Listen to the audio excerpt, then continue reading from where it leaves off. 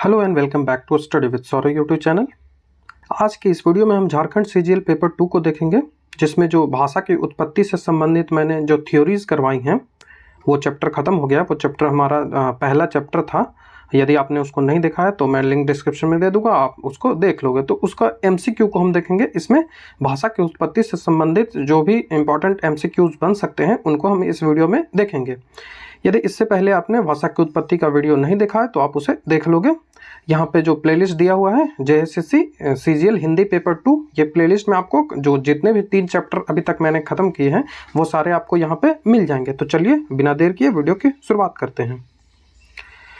तो पहला सवाल है कि भाषा किसे कहते हैं, व्हाट इज़ लैंग्वेज। सबसे पहला सवाल हमसे पूछा जा रहा है कि भाषा किसे कहते हैं। तो आसान सा सवाल है, आप लॉजिकली कर सकते हो इन सभी जो यदि आपको सिद्धांत से नहीं पूछा जाए ना, सिद्धांत से संबंधित यदि आपको सवाल नहीं पूछा जाए तो आप लॉजिकली इसको आसानी से कर सकते हो। जैसे देखिए, भाषा किसे कहते हैं तो भाषा एक भौतिक साधन है, एक मानसिक साधन है, संवेदनशीलता का साधन है या मनुष्य के भावों को समझने का साधन है। तो इस भाषा से मनुष्य के जो भाव हैं, उसके क्या भाव हैं, वो क्या कहना चाह रहा है, उसको समझना जाता है। तो वो जो इसका ऑप्शन नंबर डी होगा वो हमारा आंसर हो जाएगा। जो नेक्स्ट सवाल है कि भाषा के द्वारा मनुष्य निम्नलिखित में से किस तरीके से अपने भावों को स्पष्टता से प्रकट करता है। कैसे करता है तो आप बोलकर भी कर सकते हैं, सुनकर भी कर सकते हैं, लिखकर भी कर सकते हैं और पढ़कर भी कर सकते हैं। कई स्थितियां बनती हैं जहां पे आप बोल नहीं सकते, कई स्थितियां बनती हैं जहां पे आप सुन नहीं सकते, कई स्थितियां बनती है जहां पे आप लिख नहीं सकते, पढ़ नहीं सकते। तो ये 4 साधन होते हैं जिनके अनुसार जो मानव है वो अपने भावों को स्पष्ट करता है। तो ऑप्शन नंबर जो सी होगा इसका आंसर होगा। ये जो साधन है इन सब के बारे में मैंने डिटेल से जो भाषा की उत्पत्ति वाली वीडियो है उसमें चर्चा की है, तो आप उसे देख लोगे। जो तीसरा नंबर का सवाल है हमारा कि भाषा के द्वारा किस प्रकार के संकेतों को समझा जाता है। भाषा के द्वारा किस प्रकार के संकेतों को समझा जाता है तो केवल भावनात्मक संकेत, क्या सिर्फ भावना को ही समझा जाता है, केवल भौतिक संकेत, क्या केवल भौतिक संकेतों को ही समझा जाता है, या फिर भावनात्मक एवं भौतिक दोनों संकेतों को समझा जाता है, या फिर किसी भी प्रकार के संकेतों को समझा नहीं जाता है। तो ये तो गलत ऐसे ही हो जाएगा। तो जो ऑप्शन नंबर सी हमारा है इसमें भावनात्मक और भौतिक संकेत जो दोनों होते हैं उनको भाषा के द्वारा समझा जाता है। तो ऑप्शन नंबर सी इसका आंसर होगा। नेक्स्ट क्वेश्चन है कि भाषा के माध्यम से किसे समझा जाता है तो केवल भाषा का ज्ञाता। भाषा के माध्यम से किसे समझा जा सकता है तो केवल भाषा का ज्ञाता, केवल भाषा का संवेदक, भाषा का ज्ञाता और संवेदक दोनों को। तो ऑप्शन नंबर सी इसका आंसर होगा। इसमें भाषा का जो ज्ञाता होता है, भाषा के जानने वाला जो होता है उसको भी समझा जा सकता है और उसका जो संवेदक होता है उसको भी समझा जा सकता है। तो दोनों इसका आंसर होगा। ऑप्शन नंबर सी इसका आंसर हो जाएगा।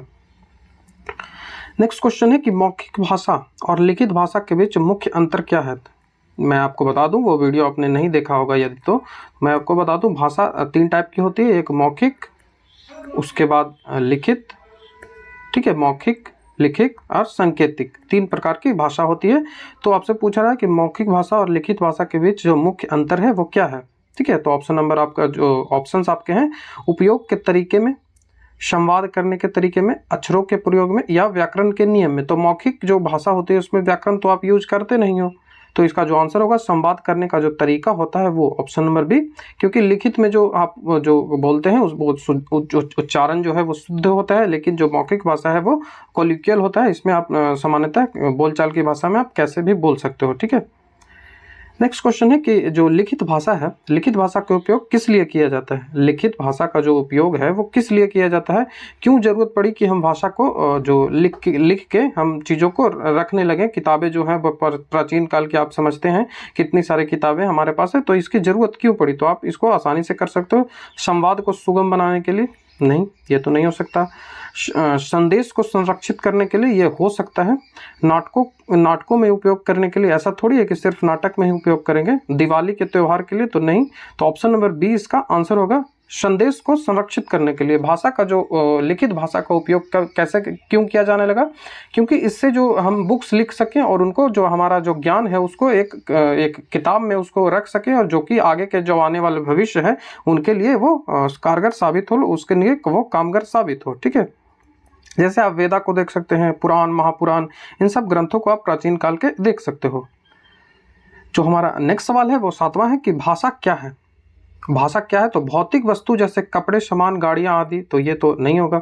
संवेदनशीलता का साधन ये हो सकता है। विचारों और भावनाओं को संवाद के लिए समझाने का साधन ये भी हो सकता है। सिर्फ बोली जाने वाली एक साधन, तो ऐसा तो नहीं है कि जो भाषा है वो सिर्फ एक बोली जाने वाली साधन है। तो इसका जो मेन जो आंसर होगा वो सबसे best answer option number C होगा। इसमें विचार और भावनाओं को जो संवाद के लिए समझाया जाता है, संवाद के लिए जो संवाद के अनुसार, संवाद के अनुरूप जो विचार होते हैं, जो हमारे भावनाएं होते हैं, उनको एक दूसरे के बीच आदान प्रदान होता है, उनसे एक दूसरे के बीच समझ विकसित होती है, ये भाषा कहलाती है। ठीक है, नेक्स्ट होगा कि भाषा का उद्देश्य क्या है। जो भाषा का ऑब्जेक्टिव है वो क्या है, भाषा किस लिए आया, इसका ऑब्जेक्टिव क्या है? तो संस्कृति को प्रचारित करने के लिए, जो संस्कृति है उसको प्रचारित करने के लिए, संवाद को सुगम बनाने के लिए, यह भी हो सकता है कि भाषा से संवाद को सुगम बनाया जाए, विचारों और भावनाओं को स्पष्टता से प्रकट करने के लिए। ये सबसे बेस्ट आंसर बनेगा हमारा कि इसमें विचार जो होते हैं मनुष्य के, उनके जो भावनाएं होते हैं उनको स्पष्टता रूप से जब प्रकट करें तो वो भाषा कहलाती है। ठीक है, तो ऑप्शन नंबर सी इसका आंसर होगा। जो 8 है उसका ऑप्शन नंबर सी आंसर हो जाएगा। ठीक है, जो हमारा नेक्स्ट सवाल है कि मौखिक भाषा का उदाहरण क्या है। तो पत्र लेखन, ये मौखिक नहीं, ये लिखित हो जाएगा। ट्विटर, ये तो लिखित ही हो जाएगा। गोलगप्पे की दुकान, ये तो ऑप्शन ही बेकार है।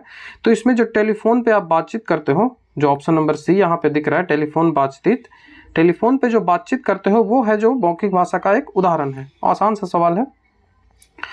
भाषा की उत्पत्ति से संबंधित विश्वास, भाषा से उत्पत्ति जो अवधारणा है उसके अनुसार कहा जाता है कि भाषा का विकास का क्रम कैसे हुआ, पहले कौन सी आई। जैसा कि मैंने आपको बताया कि 4 प्रकार की जो भाषा, 3 प्रकार की भाषा हुई, एक लिखित भाषा, एक मौखिक भाषा और एक सांकेतिक भाषा। तो सबसे पहले कौन आया होगा? तो ये लॉजिकल सा सवाल है कि पहले तो सांकेतिक ही आया होगा। पहले संकेतों के अनुसार ही जो मनुष्य थे वो एक दूसरे के अपने भावों को प्रकट करते थे।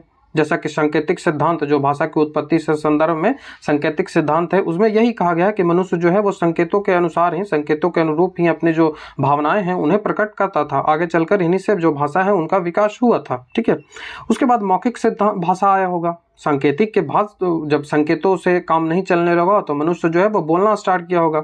उसके बाद फिर जब बोलने के अनुसार उन्हें लगा कि हमें जो आने वाले जो पीढ़ियां हैं उनके लिए कुछ संरक्षित भी करना है, तो उसके बाद फिर लिखित भाषा आया।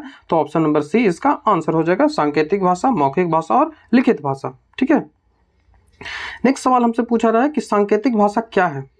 तो सांकेतिक भाषा, भाषा का क्या एक समूह है, संवेदनशीलता का साधन है, संकेत और प्रतीकों के द्वारा भावों को संवाद करना, या फिर भाषा का उदाहरण है। तो भाषा का उदाहरण तो है, लेकिन लॉजिकल जो मेन आंसर इसका होगा, जो बेस्ट आंसर बनेगा वो ऑप्शन नंबर सी बनेगा। इसके तहत संकेत और प्रतीकों के द्वारा जो भाषा को संवाद करने का जो तरीका है वो सांकेतिक भाषा है। इसमें हम कुछ कह देते हैं कि ये जो संकेत यदि हम करेंगे, एक उंगली दिखाएंगे तो उसका क्या मतलब होता है, अंगूठा दिखाएंगे तो उसका मतलब क्या होता है। तो ये सब जो सिंगल लैंग्वेज आप जानते होंगे, सिंगल लैंग्वेज जो बधिर लोग होते हैं वो सिंगल लैंग्वेज यूज करते हैं, तो उसमें जो सांकेतिक भाषा का प्रयोग होता है।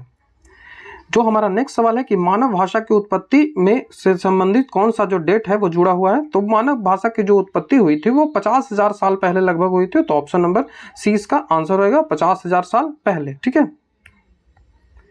नेक्स्ट सवाल है कि भाषा की उत्पत्ति किस तरह हुई होगी। भाषा की जो उत्पत्ति होगी वो किस तरह हुई होगी। तो इसी भाषा की उत्पत्ति से संबंधित जो हमारा चैप्टर था उसमें 8 से 9 सिद्धांत हमने पढ़े थे।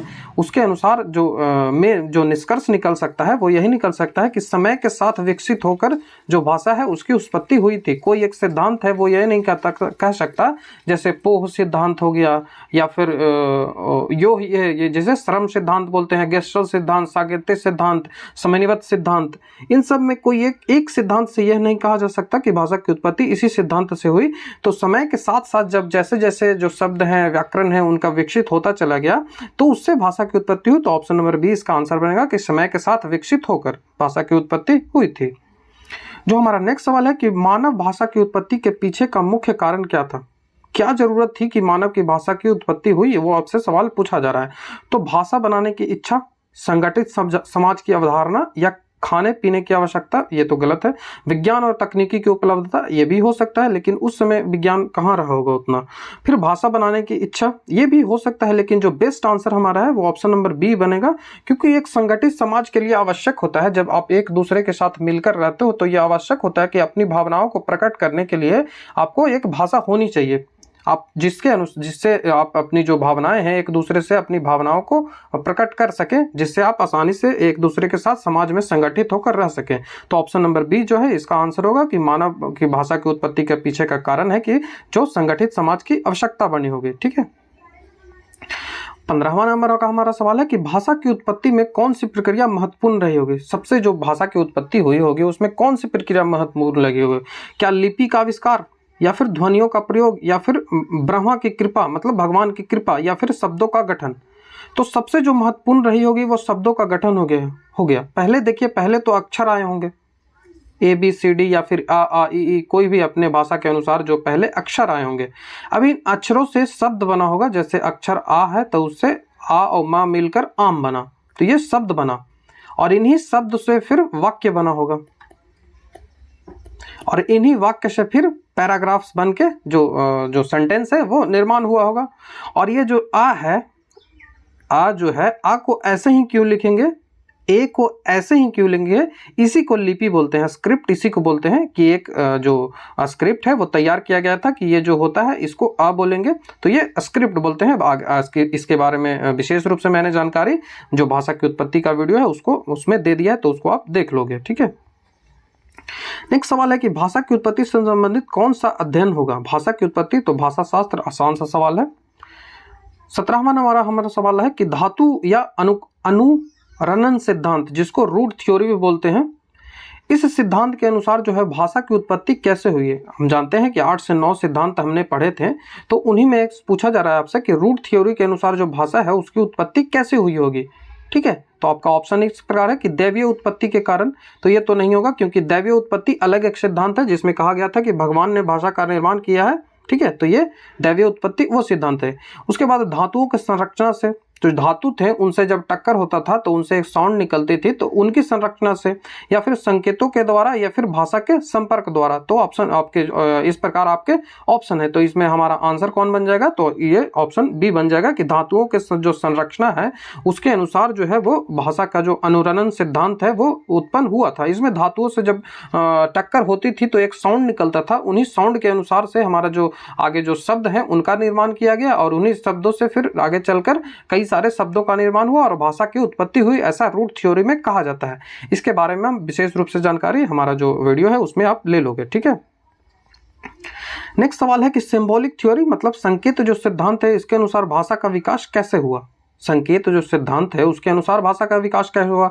तो भगवान के लिए किया गया धन्यवाद संकेत, तो ये तो नहीं होगा, वो तो दैवीय उत्पत्ति सिद्धांत में होता है। विभिन्न चिन्हों और प्रतीकों से, जो संकेत सिद्धांत है इसमें चिन्हों और प्रतीकों से, तो ये तो हो सकता है, लग रहा है कि हो जाएगा। धातुओं की संरचना थे, तो ये तो हमने देख लिया पहले ही, ये कौन सा थ्योरी है, तो ये रूट थ्योरी धातुओं की संरचना है। भाषा के संपर्क थे, तो ये तो संपर्क सिद्धांत हो जाएगा। जब संपर्क सिद्धांत हमने पढ़ा होगा तो ये संपर्क सिद्धांत हो जाएगा। ठीक है। तो ऑप्शन नंबर बी हमारा आंसर यहाँ पे बनेगा। बेस्ट आंसर जो है कि विभिन्न चिन्हों और प्रतीकों से जो सिंबॉलिक थ्योरी है, जो संकेत सिद्धांत है, उसका जो उत्पत्ति हुआ था। इसमें जो अंग थे, जो मानव अंग थे, उनसे संकेतों के आधार पर उनके चिन्ह दे दिया जाता था कि जैसे ये अंगुली से हम ऐसे करेंगे तो इसका ये मतलब हो जाएगा, तो ये संकेत सिद्धांत के अनुसार हुआ। ठीक है। नेक्स्ट हमसे सवाल पूछा जाए कि पोह पोह थ्योरी, जिसे आवेश सिद्धांत भी कहा जाता है, पोह पोह थ्योरी जिसे आवेश सिद्धांत भी कहा जाता है, इसके अनुसार जो भाषा की उत्पत्ति हुई वो कैसे हुई। तो इसके अनुसार ऑप्शन हमारा है कि धातुओं के अनुराग से उत्पन्न, धातुओं का जो अनुराग हुआ उससे उत्पन्न हुआ, तो ये तो नहीं हुआ क्योंकि धातुओं वाला हमने देखा कि वो रूट थ्योरी है। श्रम ध्वनि से उत्पन्न, श्रम ध्वनि से उत्पन्न, श्रम ध्वनि जो होता है वो पोह पोह थ्योरी होता है, तो वही हमारा आवेश सिद्धांत है, जो यहाँ पे हमारा आंसर बनेगा पोह पोह थ्योरी, श्रम ध्वनि सिद्धांत। उसके बाद जो है भाषा के संपर्क से उत्पन्न हुआ, जो नेक्स्ट है कि भाषा के संपर्क से उत्पन्न हुआ, या फिर भय, आनंद, आघात जैसे आवेशों से उत्पन्न हुआ। ये जो भावनाएं मानव की होती थी, क्या उनसे उत्पन्न हुआ। तो जो इसका आंसर होगा वो ऑप्शन नंबर बी जो होगा, ऑप्शन नंबर बी है, वो पोह पोह सिद्धांत को श्रम ध्वनि सिद्धांत कहते हैं। जब मानव वर्क करता है, जब मानव कार्य करता है तो उससे एक ध्वनि निकलती है, तो उसे ही पोह पोह ध्वनि या श्रम ध्वनि सिद्धांत कहा जाता है। और इसमें भय, आनंद, आघात जैसे आवेशों से भी उत्पन्न यह होता है। तो ऑप्शन नंबर बी, डी और बी इसका दोनों आंसर हो जाएगा। ठीक है, लेकिन बेस्ट आंसर हमें चूज करना होगा, तो हम कौन सा चूज करेंगे? बेस्ट आंसर के लिए हम समध्वनि उत्पन्न सिद्धांत ऑप्शन नंबर बी इसका चूज करेंगे, हालांकि यह भी आंसर इसका हो सकता है। ठीक है, नेक्स्ट जो हमारा सवाल है कि समन्वित सिद्धांत क्या कहता है? जो समन्वित सिद्धांत है, जो कि सबसे बेस्ट सिद्धांत माना जाता है, इसके अनुसार कई सारे जो प्रॉब्लम्स थी भाषा की उत्पत्ति से संबंधित, उनको सॉल्यूशन दे दिया गया था। लेकिन हालांकि ये भी सिद्धांत था, इसके अनुसार ये फॉर्मली नहीं कहा जा सकता है कि जो भाषा की उत्पत्ति इसी सिद्धांत से हुई। तो समन्वित सिद्धांत क्या कहता है, इसमें देख लेते हैं। समन्वित सिद्धांत कहता है कि भाषा का विकास समय के साथ हुआ, भाषा की उत्पत्ति धातुओं के संरक्षण से हुई, या फिर भाषा की उत्पत्ति समय, धातुओं और संकेतों के संयोजन से हुई, या फिर भाषा की उत्पत्ति भगवान के दिए गए संकेतों से हुआ। तो ये तो दैवीय उत्पत्ति का सिद्धांत हो गया। भाषा का विकास समय के साथ हुआ, ये हो सकता है, बेस्ट भी है। लेकिन भाषा की उत्पत्ति जो धातुओं से हुई है, ये हमने कहाँ पढ़ा? तो धातुओं से हुई वो हमने रूट थ्योरी में पढ़ा। लेकिन जो हमारा सबसे बेस्ट आंसर यहाँ पे बनेगा वो बनेगा कि भाषा की उत्पत्ति समय, धातुओं और संकेतों के संयोजन से बना। जैसा कि आपने मेरे उस वीडियो में देखा होगा कि जो समन्वित सिद्धांत है वो क्या है। समन्वित सिद्धांत सा के जितने भी पहले के सिद्धांत हुए, 7 से 8 जितने भी सिद्धांत थे, वो पहले के जितने भी सिद्धांत थे उन्हीं को मिलाकर, उन्हीं को समाहित कर कर एक सिद्धांत बनाया गया, जिसे समन्वित सिद्धांत कहा गया। इससे कहा गया कि भाषा की उत्पत्ति इस तरह से हुई, क्योंकि एक अनुसार एक जो थ्योरी है उससे आप नहीं कह सकते कि भाषा की उत्पत्ति वैसे ही हुई। इसमें कई सारे जो थ्योरियां हैं वो शामिल करनी पड़ेगी। तो इसमें समय के अनुसार भी विकसित हुआ, जो रूट थ्योरी है उसके अनुसार भी विकसित हुआ, और सांकेतिक थ्योरी है उसके अनुसार भी विकसित हुआ। तो इनमें सारे सिद्धांतों को लिया गया था, इसीलिए ऑप्शन नंबर जो सी है वो हमारा आंसर बन जाएगा। नेक्स्ट क्वेश्चन हमसे पूछा जा रहा है कि निम्नलिखित में से कौन सा कथन जो है वो सत्य नहीं है?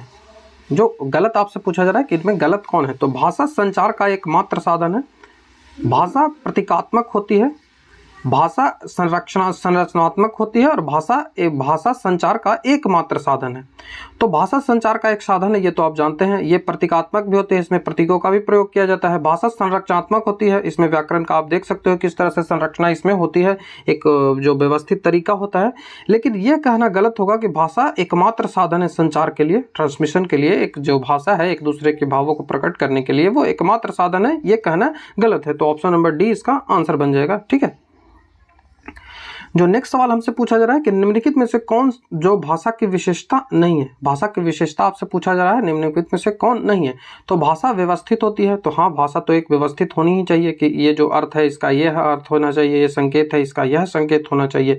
यह मनमानी होती है, जो अपने अनुसार आप इसको डिफाइन कर सकते हो। तो हाँ, होता है, क्योंकि हम कोई शब्द है जिसका जो प्रयोग हम इस अर्थ में करते हैं, तो यदि आप दूसरे जगह जाओगे तो वही शब्द का अर्थ जो होगा वो दूसरा हो जाएगा। तो वो मनमानी होती है, आप अपने अनुसार जो भाषा का प्रयोग कर सकते हैं। आप खुद अपने जो समाज है उसमें डिसाइड कर सकते हैं कि कौन जो शब्द है उनका क्या अर्थ होता है, और समय के साथ भी इसमें परिवर्तन आता है। तो ये तो सही हो जाएगा, क्योंकि भाषा मनमानी होती है। भाषा गतिशील है, तो जैसा कि आपने देखा होगा कि अर्थों में परिवर्तन आपको देखने को मिलेगा। कुछ जो शब्द होते थे जिनको आप पहले यूज करते थे, उनका अर्थ अब बदल गया है, उनका जो अर्थ है वो चेंज अब हो गया है। तो ये भाषा की जो गतिशीलता होती है, भाषा एक गतिशील है, इसमें हमेशा चेंजेस आते रहते हैं। लेकिन भाषा सहज है, ये नहीं होगा। ऑप्शन नंबर डी इसका आंसर बन जाएगा, ऑप्शन नंबर डी। ठीक है, जो हमारा नेक्स्ट सवाल है वो कि वह सिद्धांत जो इस धारणा पर आधारित है कि भाषा की उत्पत्ति मनुष्य में निहित लय से हुआ था, जो मनुष्य के जो लय होते थे, उसके जो भाव होते थे, उनके अनुसार भाषा की उत्पत्ति हुआ, ये कौन कहता था? तो ये डिंग डोंग सिद्धांत कहता है। डिंग डोंग सिद्धांत, ऑप्शन नंबर ए। इस सिद्धांत को कौन आगे बढ़ाया था? तो इसको मैक्स मुलर ने आगे बढ़ाया था। मैक्स मुलर आप जानते होंगे, एक संस्कृत मतलब इंग्लिश जानने वाला व्यक्ति था। उसने संस्कृत के भारत के कई सारे जो मतलब भाषाविद कह सकते हो आप, कई भाषा जो भारत के सांस्कृतिक पुस्तक हैं उनको इसने इंग्लिश में अनुवाद किया था। भाषा की उत्पत्ति के डिंग डोंग सिद्धांत किसके द्वारा आगे बढ़ाया, जैसे कि आ गया? तो Max Muller, option number C इसका आंसर हो जाएगा। ठीक है, जो 25वां नंबर सवाल होता है, संकेतों को व्यवस्थित अध्ययन को क्या कहा जाता है? तो सांकेतिकी और अर्थविज्ञान ये दोनों कहा जाता है। तो ऑप्शन नंबर सी इसका आंसर होगा, ए और बी दोनों। ठीक है, नेक्स्ट क्वेश्चन है कि वाणी और ध्वनि के बीच कोई सकारात्मक संबंध नहीं है। जो आप बोलते हैं और जो ध्वनि आपकी निकलती है उसके बीच कोई एक सकारात्मक संबंध नहीं है। ये जो भाषा का यह गुण है इसे क्या कहा जाता है? तो ये भाषा की मनमानी गुण है। जैसा कि मैंने बताया आपको पिछले जो सवाल थे उसमें भी कि आप अपने अनुसार जो भाषा को अर्थ दे सकते हैं, अपने अनुसार आप अपने समाज में एक अनुसार आप भाषा को यूज कर सकते हैं। कुछ जो शब्द होते हैं उनके आपके समाज में कोई और अर्थ हो और दूसरे समाज में उनका कोई और अर्थ हो जाए। तो वही होता है कि वाणी और ध्वनि के बीच जो सकारात्मक संबंध कोई नहीं होता। तो ऑप्शन नंबर ए इसका आंसर हो जाएगा। नेक्स्ट जो सवाल है कि भाषा कभी स्थिर नहीं होती, यह बदलती रहती है। भाषा का जो यह गुण है इसे क्या कहते हैं? तो भाषा तो स्थिर नहीं रहती, हमेशा बदलती रहती है। तो इसका जो गुण है इसी गुण को क्या कहते हैं? तो इसी गतिशीलता कहते हैं। मैंने पहले भी इसे बता दिया है। तो ऑप्शन नंबर ए इसका आंसर होगा, गतिशीलता। नेक्स्ट सवाल है कि बोली जाने वाली भाषा को लिखना और लिखित सामग्री को जोर जोर से पढ़ना संभव है। भाषा के इस गुण को क्या कहते हैं? जब आप बोलते हैं तो उनको लिख देते हैं, लिखी सामग्री को आप पढ़ देते हैं, तो ये जो भाषा का यह गुण है इसे क्या कहा जाता है? तो इसे स्थानांतरण का गुण कहा जाता है। कौन सा गुण? स्थानांतरण का। तो ऑप्शन नंबर डी इसका आंसर हो जाएगा। नेक्स्ट क्वेश्चन है कि भाषा की उत्पत्ति में जो ये हो सिद्धांत है, ये हो यो है ऐसे इंग्लिश लिखा जाता है, इस जिसे श्रम सिद्धांत कहा जाता है, इसको किसने आगे बढ़ाया? श्रम सिद्धांत को किसने आगे बढ़ाया, ये आपसे सवाल पूछा जा रहा है। तो ऑप्शन नंबर बी इसका आंसर होगा, नोयर। जो नोयर है उसने इस सिद्धांत को आगे बढ़ाया था। ठीक है। उसके बाद आपसे पूछा जा रहा है कि अनुरणन सिद्धांत के मूल विचारक कौन थे? दो सिद्धांत आपको देखने को मिलेंगे, आप उस वीडियो में हमारा देख लोगे भाषा की उत्पत्ति वाले में, अनुरणन और अनुकरण। तो आपसे पूछा जा रहा है अनुरणन, ना कि अनुकरण वाला। तो अनुकरण सिद्धांत का जो मूल विचारक आपसे पूछा जा रहा है कि कौन है? तो जो अनुरणन सिद्धांत है उनके मूल विचारक प्लेटो हैं। ठीक है। हमको प्लेटो जो पाश्चात्य काव्य शास्त्र है उसमें भी हम प्लेटो के हमारे कई सिद्धांत पढ़ने हैं, जिसमें अनुरणन सिद्धांत आपसे यहाँ पूछ दिया गया है सीधा सा। ठीक है। बाकी हम अगला जो चैप्टर होगा काव्य शास्त्र में जो पाश्चात्य सिद्धांत, उसमें हम प्लेटो के जो अनुरणन सिद्धांत है उसको विस्तार रूप से पढ़ेंगे। नेक्स्ट सवाल हमारा है कि भाषा की उत्पत्ति से संबंधित जो समन्वयित सिद्धांत है इसको किसने प्रतिपादित किया? समन्वयित सिद्धांत मैंने बताया था कि जो भाषा की उत्पत्ति से संबंधित पहले जितने भी सिद्धांत आए, चाहे वो रूट थ्योरी हो, गेस्टल्ट थ्योरी हो, वो यो सिद्धांत हो, उन सबको एक समाहित करके जो सिद्धांत दिया गया वो समन्वयित सिद्धांत कहलाता था। और इसको किसने दिया? तो ये हेनरी स्वीट ने दिया। तो ऑप्शन नंबर 20 का आंसर हो जाएगा हेनरी स्वीट। नेक्स्ट सवाल है कि संकेत सिद्धांत के अनुसार जो भाषा की उत्पत्ति कैसे मानी जाती है? जो संकेत सिद्धांत है इनमें भाषा की उत्पत्ति कैसे मानी जाती है? तो अंग संकेतों के आधार पर, जो मानव के अंग होते थे उनको कोई संकेत उनसे दिया जाता था, तो उन्हीं के आधार पर। तो ऑप्शन नंबर ए इसका आंसर बन जाएगा। उसके बाद श्रम ध्वनि के आधार पर, तो श्रम ध्वनि के आधार पर तो जो सिद्धांत होता है उसमें पोह पोह यो हो थ्योरी, प्योह पोह बोल रहा हूँ, यो हो थ्योरी बोलते हैं, जिसमें श्रम जब व्यक्ति करता था, मानव जब श्रम करता था तो उनसे एक ध्वनि निकलती थी। जैसे आप जानते होंगे जब आप श्रम करते हैं तो एक लय आता है, एक ध्वनि आती है, तो उस ध्वनि से जो शब्द का निर्माण हुआ उससे जो श्रम ध्वनि सिद्धांत बोलते हैं। इससे कहा गया कि इसी से भाषा का विकास हुआ। उसके बाद जो मानव भावों के आधार पर जो सिद्धांत आता है कि मानव की जो भावनाएं थी, डर हो गया, भय हो गया, इन सब से जो भावनाएं, जो हर्ष का भाव हो गया, उल्लास का भाव हो गया, इनसे जो शब्द का निर्माण हुआ, इनसे जो भाषा का निर्माण हुआ, उसे मानव भाषा का सिद्धांत जो होता है वो कहा जाता है। ये कौन सी थ्योरी है? तो ये पोह पोह थ्योरी बोलते हैं इसको, पोह पोह। आपको विस्तार रूप से जानना है तो वो वीडियो आप देख लोगे, पोपो। उसके बाद जो नेक्स्ट है कि प्राकृतिक ध्वनियों के अनुकरण के आधार पर जो प्राकृतिक ध्वनियाँ थी, जैसे वर्ड के हो गए, जैसे कि बिजली की कड़कड़ाहट हो गई, जब पानी पड़ता है तो उसकी जो आवाज़ आती है, उन सब के जो अनुकरण के बाद जो शब्द हैं, जो भाषा है उसका विकास हुआ, वो किस सिद्धांत में आता है? तो प्राकृतिक ध्वनियों का जो सिद्धांत होता है उसे अनुकरण सिद्धांत बोलते हैं। ठीक है। अनुकरण मैं बोल रहा हूँ, अनुरणन। आप इसको विस्तार रूप से वो वीडियो जो हमारा है उसमें आप देख लोगे। ठीक है। तो हमने यहाँ लगभग कितने सवाल देखे? तो यहाँ पे 29 सवाल तो देख लिए, और उसके बाद 3 मतलब पूरे के पूरे हमने 32 सवाल इस वीडियो में देखे, जो कि आपके एग्जाम में आने की काफ़ी संभावनाएं हैं।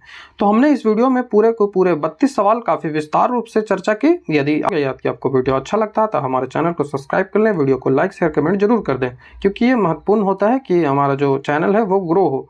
तो आप इसको शेयर जरूर कर दें। यदि आप हमारे चैनल पर नए हैं तो इन प्लेलिस्टों को आप चेक कर लेंगे, कई सारे प्लेलिस्ट आपको वहाँ पे मिल जाएंगे। हमारा टेलीग्राम चैनल से आप जुड़ जाइएगा, टेलीग्राम का लिंक मैं डिस्क्रिप्शन में दे दूंगा। बाकी अब आपको स्क्रीन पे 4 बटन दिख रहे होंगे, पहला सब्सक्राइब बटन होगा, दूसरा टेलीग्राम ज्वाइन करने का बटन होगा, उसके बाद 2 प्लेलिस्ट दिख रहे होंगे। तो चलिए उन्हीं प्लेलिस्टों में आपसे मिलता हूँ। Thank you.